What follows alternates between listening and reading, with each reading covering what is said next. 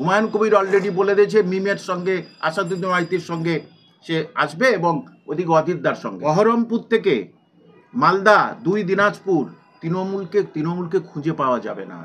হুমায়ুন কবির মসজিদ করুন বলে আপনি তাকে সাসপেন্ড করলেন, আর আপনি যে জগন্নাথ ধাম করলেন একই পার্টির লোক, তাহলে আপনাকে সাসপেন্ড করবে কে?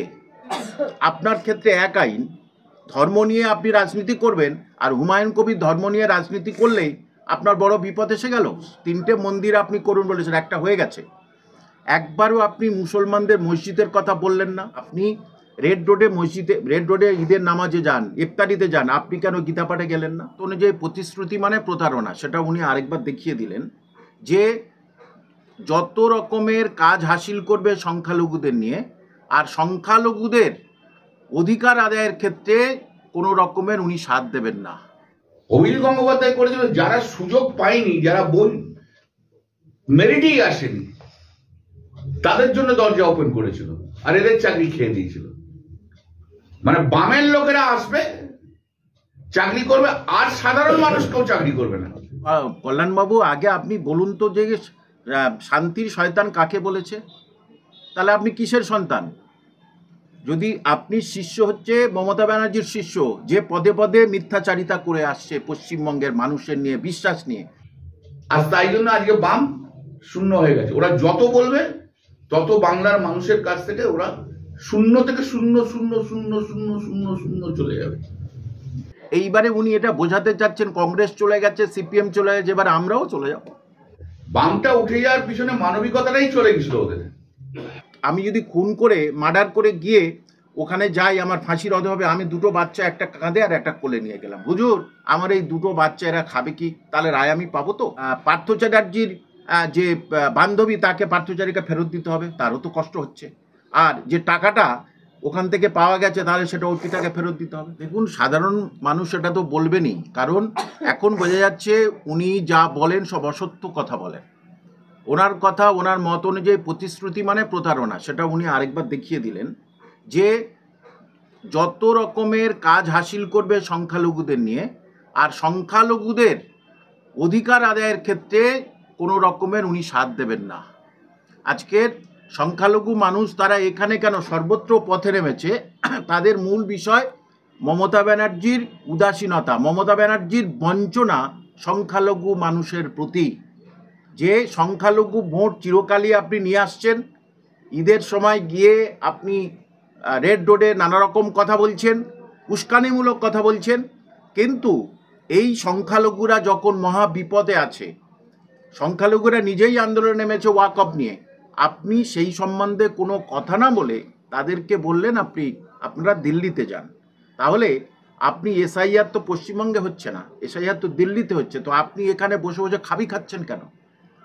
সুতরাং মাননীয় মুখ্যমন্ত্রী বুঝতে পেরেছে সংখ্যালঘু ভোটে ওনার আতঙ্ক এসে গেছে, এবং সংখ্যালঘু ভোট ওনার হাত থেকে চলে যাচ্ছে, সেটা ঠিক। আর সংখ্যালঘুর মাটি মমতা ব্যানার্জির জন্যে এবারে বিরাট ফাঁকা হয়ে গেল, এটা একেবারে নিশ্চিত।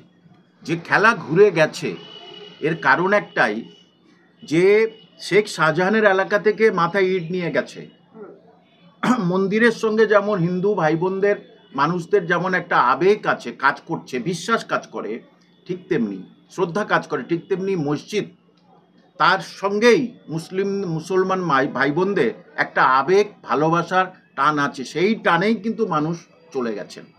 এবং মাননীয় মুখ্যমন্ত্রীকে একটি কথা বলছি, উনি কি জবাব দিতে পারবেন? আপনি হুমায়ুন কবির মসজিদ করুন বলে আপনি তাকে সাসপেন্ড করলেন, আর আপনি যে জগন্নাথ ধাম করলেন একই পার্টির লোক, তাহলে আপনাকে সাসপেন্ড করবে কে? আপনি নিজে পথ ছেড়ে দিন, তাহলে তো হুমায়ুন কবিরের সঙ্গে আপনার মানাবে। আপনি তৃণমূলের নেত্রী, আপনার ক্ষেত্রে এক আইন, ধর্ম নিয়ে আপনি রাজনীতি করবেন, আর হুমায়ুন কবির ধর্ম নিয়ে রাজনীতি করলেই আপনার বড় বিপদ এসে গেল। যে সাধারণ মানুষের এত বেশি আবেগের টান ছিল, কেন বলুন তো? তারা হয়তো তৃণমূল করত, তারা দেখেছে এত বঞ্চনা, এত প্রতারণা সংখ্যালঘুদের, একটা প্ল্যাটফর্ম তারা খুঁজছিল যে 3টে মন্দির আপনি করুন বলেছেন, একটা হয়ে গেছে। একবারও আপনি মুসলমানদের মসজিদের, আমি এখানে হিন্দু মুসলিম করছি না, মন্দির হোক ভালো, মসজিদ কেন আপনি মসজিদের কথা বললেন না কেন? মুসলমানদের একেবারে কোণঠাসা করে দিয়েছে রুজি রোজগার, শিক্ষা দীক্ষা, চাকরি বাকরি, ওবিসি নিয়ে, বিশেষ করে ওবিসি নিয়ে মুসলমানদের একেবারে কোণঠাসা করে দিয়েছে এই মুখ্যমন্ত্রী। সেই জন্যেই মানুষ আজকের প্ল্যাটফর্ম খুঁজছিল, যে প্ল্যাটফর্মে হুমায়ুন কবিরে তারা পা দেবে।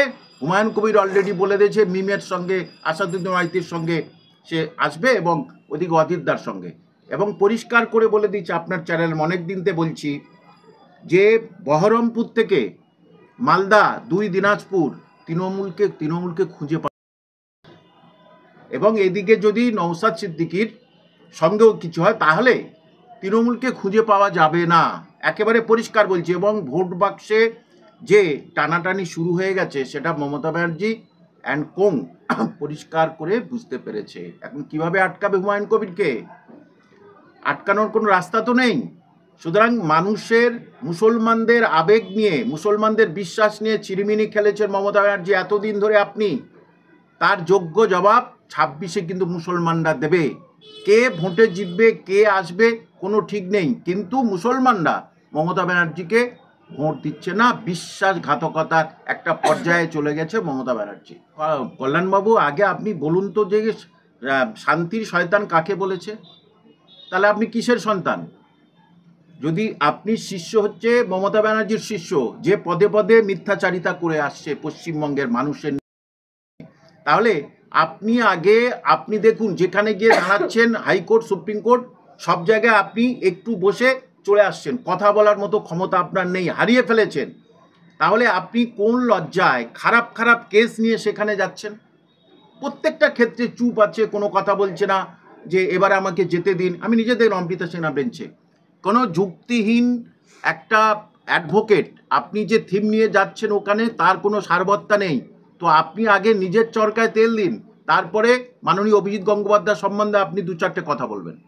এইবারে উনি এটা বোঝাতে চাচ্ছেন কংগ্রেস চলে গেছে, সিপিএম চলে গেছে, এবার আমরাও দেখুন ওই যে ইট মাথায় দিয়ে যাচ্ছে না, এটা সংখ্যালঘুরা প্রতীকী আন্দোলনের মধ্যে বোঝাচ্ছে মমতা ব্যানার্জি অ্যান্ড কং, আপনারা তল্পিতল্পা গোড়ান, এবার মাথায় নিয়ে আপনাকে এই পশ্চিমবঙ্গ ছেড়ে চলে যেতে হবে।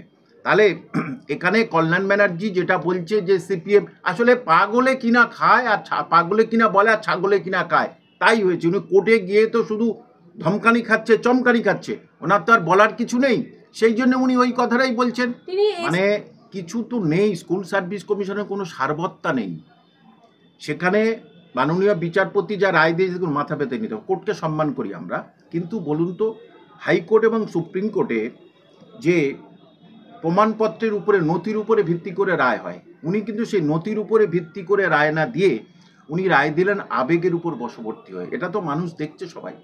সুতরাং বিচারপতি হয়ে আপনি যেখানে বলছেন 350-র মতো সিবিআই বলেছে এই কারাপ্টেড, এবং 49 না 30 তারা হচ্ছে কি একেবারে পুরো পরীক্ষায় দেয়নি, সেখানে বলা সত্ত্বেও সার্বিক চিন্তা করে তার ফ্যামিলি মরে যাবে, সার্বিক চিন্তা করে আপনি এটা করলেন। 26,000-এর ফ্যামিলি নেই ছিল না। হ্যাঁ, এবারে আমি যদি খুন করে মার্ডার করে গিয়ে ওখানে যাই, আমার ফাঁসির হবে, আমি 2টো বাচ্চা, একটা কাঁধে আর একটা কোলে নিয়ে গেলাম, হুজুর আমার এই 2টো বাচ্চা এরা খাবে কি? তাহলে রায় আমি পাবো তো? নিশ্চয়ই রায় পাবো। তাহলে এই দিক থেকে আমি যদি বলি ওই পার্থ চ্যাটার্জির যে বান্ধবী, তাকে পার্থচারীকে ফেরত দিতে হবে, তারও তো কষ্ট হচ্ছে। আর যে টাকাটা ওখান থেকে পাওয়া গেছে তাহলে সেটা ওই, তাহলে নিয়ম তো এটাই বলে যে যদি এত মানবিক দিক দিয়ে কোর্টের বিচারপতিরা থিওরির উপরে বিশ্বাস না করে, কোর্টের তথ্যের উপরে বিশ্বাস না করে, সংবিধানের উপরে বিশ্বাস না করে, মানবিকভাবেই রায় কোনোদিনই, এই রায়টা কেউ মেনে নিতে পারেনি, পারবে না। কিন্তু কোর্টকে আমি সম্মান করি। মুখ্যমন্ত্রী বলেছে তোরা জলটা মাপ দেখ আমাদের এখানে কজন আসে। তার মানে এখানে লোক হাজির হয়েছে 80 থেকে 90%, বাদবাকি 10% যারা করে কেমনে খায়, তাদের কিছু কিছু ওই সংহতি মঞ্চে হাজির হয়েছে। সুতরাং সংহতি কথাটা মমতা ব্যানার্জির মুখে মানায় না, ওনার হিন্দু মুসলিম সংঘর্ষটা মানায়, সেটাই উনি শুরু করে দিয়েছে পশ্চিমবঙ্গে। আমার কথা, আপনি রেড রোডে মসজিদে, রেড রোডে ঈদের নামাজে যান, ইফতারিতে যান, আপনি কেন গীতা পাঠে গেলেন না? কেন গীতা পাঠে গেলেন না? আপনি গীতা পাঠে গেলেন না, আপনি কি এবার হুমায়ুন ইয়ের সময় ইয়েতে যাবেন? হাফেজরা যখন 1 লাখ হাফেজ যখন কোরআন পাঠ করবে তখন কি যাবেন? আর কোনো দিকতেই উনি হিন্দুদের কাছেই কোনো মন পাচ্ছে না, হিন্দু ধর্মকে বলেছে গন্দি ধর্ম। আমি তীব্র প্রতিবাদ করি কোনো ধর্মকে ছোট করা, মহাকুম্ভকে মৃত্যু কুম্ভ। মৃত্যুকুম্ভ এইসব জিনিসগুলো নিজের মতো বলছেন। আর মুসলমান সম্প্রদায়কে যেভাবে কাজে লাগিয়েছে, চোর চিটিংবাজ ছ্যাঁচড়া লাগিয়েছে, হাতে বই খাতা কলম কেড়ে নিয়েছে, মুসলমানদের উপযুক্ত জবাব দেবে ভোট বাক্সে।